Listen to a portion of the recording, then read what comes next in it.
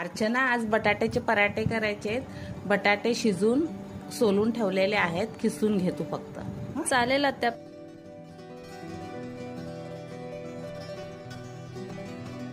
झाले बटाटे खिसून झालेत ना, तर आलं लसूण मिरची असं मिक्सरला फिरवायचं आणि जिरे मोहरेवरती फोडणी टाकायची, तेल घालून परतून घ्यायचं आणि त्या बटाटे खिसलेले त्यात घालून दे।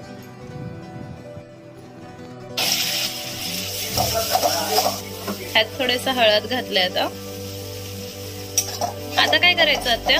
आता हा मसाला परतून झालाय पराठ्यांचा।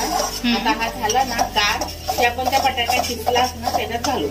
अच्छा, त्यात सगळं मिक्स करून घ्यायचं। सगळं मिक्स करून घ्यायचं। ठीक, आता मीठ घालते। अच्छा, मीठ घालायचं। त्या बटाट्यांना जेवढं चवीला लागतं ना तेवढं मीठ घालते। हा मसाला थंड झालाय, आता बघ हा मिक्स करते याच्यामध्ये।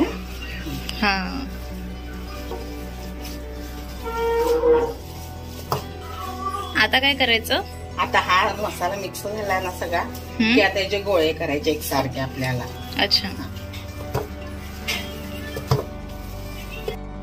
गोळे करून तयार आहेत। आता ह्याचे आत्या करते पराठे।